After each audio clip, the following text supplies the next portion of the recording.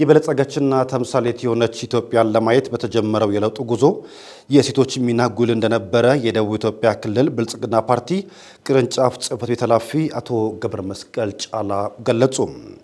የደቡብ ኢትዮጵያ ክልል ብልጽግና ፓርቲ ሴቶች ክንፍ ይምረጡኝ ቅስቀሳና ሴት እጩዎችን የማስተዋወቅ መርሃ ግብር በወላይታ ሶዶ ከተማ አካሂዷል።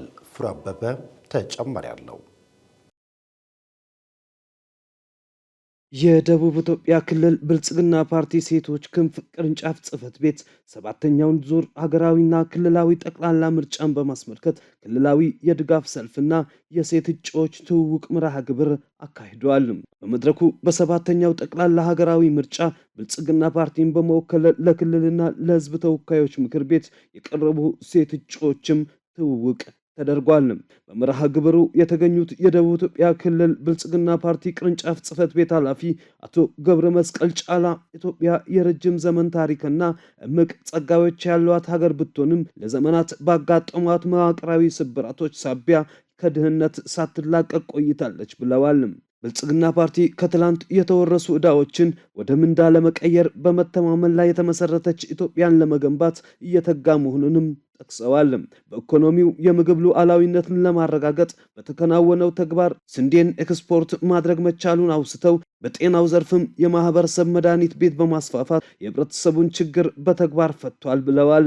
በታላቁ የኢትዮጵያ ህዳሴ ግድብ የአንችልም መንፈስ የተሰበረ መሆኑን አመላክተው በቱሪዝምና በኮሪደር ልማት ዘርፍ በተከናወነ ተግባር ኢትዮጵያ በአፍሪካ ተጠቃሽ ሀገር እንድትሆን ማስቻሉን አብራርተዋል። ኢትዮጵያ ለረጅም ዘመን ታሪክና እምቅ ጸጋዎች ያሏት ሀገር ብትሆንም ለዘመናት ካጋጠሟት መዋቅራዊ ስብራቶች የተነሳ ከድህነት ሳትላቀቅ ቆይታለች። ባለፉት 8 ዓመታት ያሳለፍናቸው ትዝታዎች፣ የቆሰለ ፖለቲካ፣ አግላይ ትርክቶች እና በሀሳብ የበላይነት ሳይሆን በኃይል ስልጣን ለመያዝ የሚደረጉ ጥረቶች ሀገራዊ ሉዓላዊነታችንን ሲፈታተን ነበር።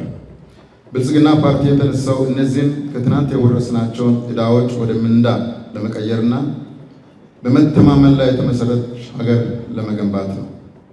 ስኬቶቻችን የሚዳሰሱና የሚታዩ የለውጥ ፍሬዎች ናቸው። ባለፉት የለውጥ ዓመታት ፓርቲያችን በኢኮኖሚ፣ በማህበራዊ፣ ፖለቲካዊ ዘርፎች በርካታ ስኬቶችን አስመዝግቧል። የኢኮኖሚ ሉዓላዊነትና ምርታማነትን በሚመለከት የኢኮኖሚ ሉዓላዊነት የሚረጋገጠው በምግብ ራስን በመቻል መሆኑን በተግባር አሳይተናል። ግብርናችንን ከዝናብ ጥገኝነት በማውጣት በኩታ ገጠም እርሻና በበጋ መስኖ ልማት ስንዴን ወደ ውጭ መላክ የጀመርንበት ታሪካዊ ምዕራፍ ላይ እንገኛለን። ሰው ተኮር ልማታችን የዜጎቻችንን እንባ ያበሱ የቤት ግንባታዎች፣ የማዕድ ማጋራት ተግባራት እና የተማሪዎች ምገባ መርሃ ግብሮች የፓርቲያችን የቆመለት ዓላማ ማሳያ ናቸው። በጤናው ዘርፍም ወረርሽኞችን ከመከላከል ጀምሮ የጤና መድን ተደራሽነትን በማስፋፋት የድሃውን ማህበረሰብ ሸክም አቅለናል።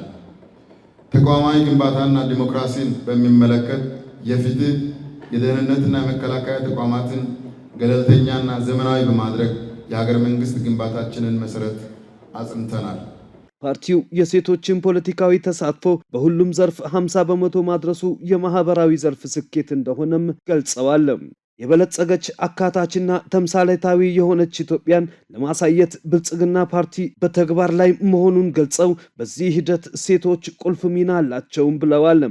አካታችነት የሴቶች ኢኮኖሚያዊ ተጠቃሚነት በሁሉም ዘርፍ ያደገ ሲሆን ፖለቲካዊ ተሳትፎ እስከ 50% በሁሉም መስክ በማሳደግ ፓርቲያችንን የፖለቲካ የውሳኔ ሰጭነት ተሳትፎ በሚታይ ለውጥ ደረጃ ላይ ይገኛል።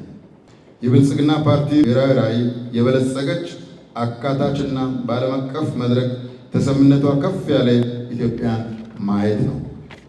በተለይም የሀገራችን የጀርባ አጥንት የሆናችሁ ሴቶች ከለውጡ ጅማሮ ጀምሮ ላበረከታችሁ የማይተካ ሚና ላቅ ያለ ምስጋና ይገባቸዋል።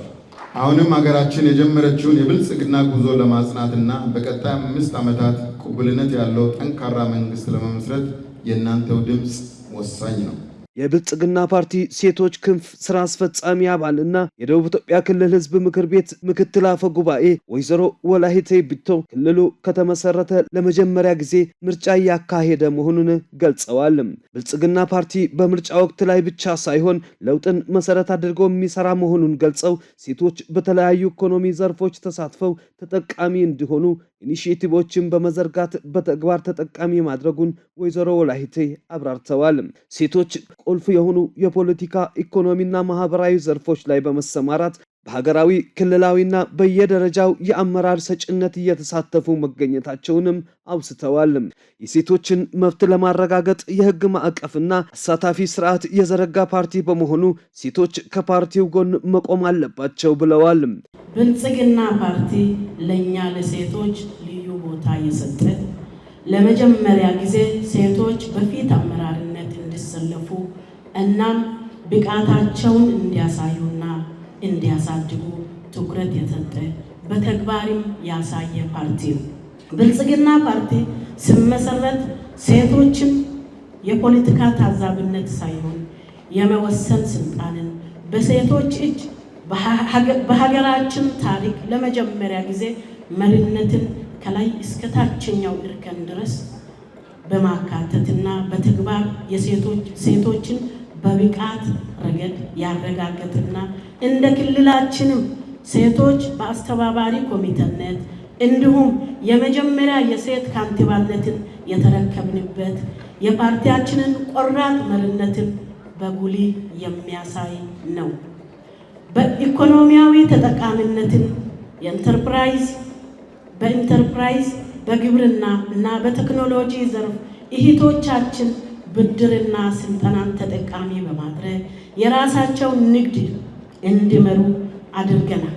በማህበራዊም ሴቶች ተሳትፎ በትምህርት እና በጤናው ዘርፍ እንደ ክልላችን ሰፊ ስራዎች ተሰርተዋል። በህግ ከለላ በሴቶች ላይ የሚፈጸሙ ጥቃቶችን ለመከላከልና የሴቶችን ሙሉ መብት ለማስጠበቅ ጠንካራ ስራዎችም እየተሰሩ ይገኛሉ። የደቡብ ኢትዮጵያ ክልል ብልጽግና ፓርቲ ቅርንጫፍ ጽህፈት ቤት የሴቶች ክንፍ ኃላፊ ወይዘሮ ኢቴነሽ በየነ በበኩላቸው ፓርቲው ለሴቶች በሰጠው እድል የሴቶች ተሳትፎና ተጠቃሚነት መረጋገጡን ገልጸዋል።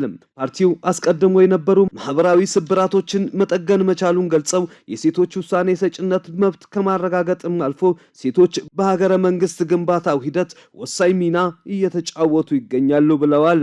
ብልጽግና ፓርቲ ለሴቶች የሰጠው ክብርና የፈጠረው እድል ለኛ ለሴቶች መብት ብቻ ሳይሆን ለሀገር ልማትና እድገት ዋስትና ነው።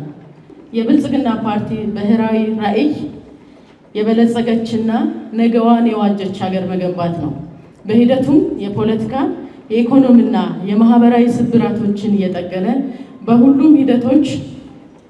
በሁሉም ዘርፎች የህዝባችንን ተሳትፎና ተጠቃሚነት በማረጋገጥ ሀገራዊ ሉዓላዊነትን ማስጠበቅ የሚያስችሉ ዘርፈ ብዙ ስራዎች እየተከናወኑ ይገኛሉ። በተደረጉ ጥረቶችን የፖለቲካ ምህዳሩን ማስፋትና የዲሞክራሲ ባህል ግንባታን ማጠናከር ሁሉም ዜጎች የሚደመጡባትና አካታችነትን ያረጋገጠች ሀገር መገንባት ተችሏል። የወላይታ ሶዶ ከተማ ከንቲባ ወይዘሮ እታገኝ ኃይለማርያም በበኩላቸው በቱሪዝም፣ በዲፕሎማሲ፣ በኢንዱስትሪና በግብርናው ዘርፍ ውጤታማ ተግባራትን ፓርቲው ማከናወኑን አስረድተዋል። ሴቶችም በአመራር ሰጭነት በማሳተፍ ውጤታማ የሆነ ፓርቲ መሆኑን አስታውሰው በክልሉ ሴት አመራሮች ከፍተኛ የስራ ኃላፊነት ተሰጥቷቸው ውጤታማ ተግባር እያከናወኑ መሆኑን አብራርተዋል። ሴቶች በምርጫው መመዝገብ ወይም መምረጥ ብቻም ሳይሆን እጩ ሲሆኑ 50% እኩል ከወንዶች እንዲሆኑ እድሉን ሰጥቶናል። ከዛም ባሻገር በአስፈጻሚነት የማይደፈሩ ቦታዎችን ጨምሮ ይሄ የወንዶች ስፍራ ነው፣ አይነኬ ነው የተባሉ ቦታዎችን ሁሉ ከመላው ሀገሪነት ከሀገራችን ጀምሮ በሚኒስቴር ደረጃም እንደዚሁም ደግሞ በክልላችንም ጠንካራ የሚባሉ የኢኮኖሚ ሴክተሮችን ብቻም ሳይሆን ከንቲባነት፣ አስተዳዳሪነት የወንዶች ቦታ ነው የተባለውን ጨምሮ ብልጽግና ፓርቲ አምኖን እድል ሰጥቶናል። እኛም ሴቶች ደግሞ አላሳፈርንም። አቅም በፈቀደ ሁሉ ከህዝባችን ጋር ሆነን እየታተርን እየሰራን እንገኛለን። በቀጣይ ምርጫ የሴቶች በድምፅ ዕለት የሚሰጡት ተሳትፎ እጅግ የጎላ እንደሚሆን ይጠበቃል።